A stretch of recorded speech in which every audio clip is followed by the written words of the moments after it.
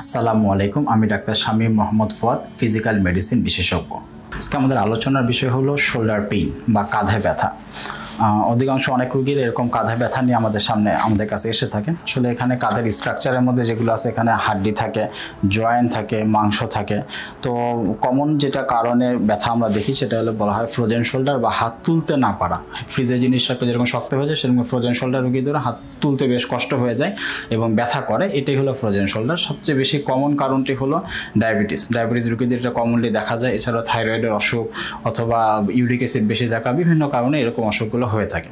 তো এই ফ্রোজেন শোল্ডারের জন্য আগে প্রথমত হলো তাকে রোগের ইতিহাসটা শোনা এবং তাকে ক্লিনিক্যালি দেখে কনফার্ম করতে হবে যে আসলে তার ফ্রোজেন শোল্ডার হয়েছে কিনা। অনেক সময় দেখা যায় যে ফ্রোজেন শোল্ডার না হয় এখানে জয়েন্টের ভিতরে মাসেলে ওখানে কিছু বার্সা থাকে যেখানে ফ্লুইড একুমুলেশন হয়, যেটা ইজিলি আমরা একটা আল্ট্রাসাউন্ড পরীক্ষার মাধ্যমে দেখতে পারি আসলে কি তার ফ্রোজেন শোল্ডার হয়েছে নাকি অন্য কোনো রোটারি কাফ টেন্ডিনোপ্যাথি বা অন্য কোনো অসুখ হয়েছে। চিকিৎসা হিসেবে এদের ক্ষেত্রে প্রথমত সবচেয়ে বেশি জরুরি হলো যে হাতকে সচল রাখা, মুভমেন্ট করা, কিছু এক্সারসাইজ, শোল্ডার মোবিলাইজিং এক্সারসাইজ বলা হয়, যে ব্যায়ামগুলো করলে তার হাতটা সচল থাকবে। কিন্তু দেখা যায় যে ব্যথার কারণে রোগীরা অনেক সময় একটা তো রাতে ওই পাশে ফিরতে গেলেই প্রচণ্ড ব্যথা হয়, অনেক সময় হাত তুলতে সে পারতেছে না, ব্যথার জন্য ব্যায়ামই করতে পারতেছে না। এই সমস্ত রোগীদের ক্ষেত্রে তাকে যাতে ব্যথাটা কমে যায় এই জন্য আমরা প্রাথমিক পর্যায়ে তাকে অসুখটা কনফার্ম করার পরে ওই জয়েন্টের ভিতরে আমরা একটা ইঞ্জেকশন দিয়ে দিই, যার ফলে ওই জয়েন্টে যে ব্যথা তৈরির উপাদান সেগুলো কমে যায়, সাথে জয়েন্টের মোবিলাইজেশনটা একটু ইনক্রিজ করে, জয়েন্ট একটু ডাইলেট হয়ে যায়।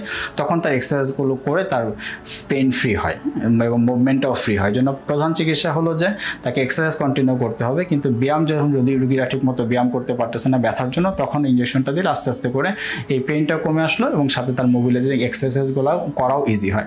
অনেকে ইঞ্জেকশনটা অ্যাভয়েড করতে চায়, তাদের জন্য আমরা সাথে একটা অন্য অপশন আছে যেমন ফিজিওথেরাপি দিলেও একটু বেশ কয়েকদিন ধরে দিতে হয়, 2 থেকে 4 সপ্তাহ পর্যন্ত ফিজিওথেরাপি দিলে এই জয়েন্টের মোবিলাইজেশনটা অনেকখানি ফ্রি হয়, প্লাস তার পেইনটা অনেকখানি কমে যায়।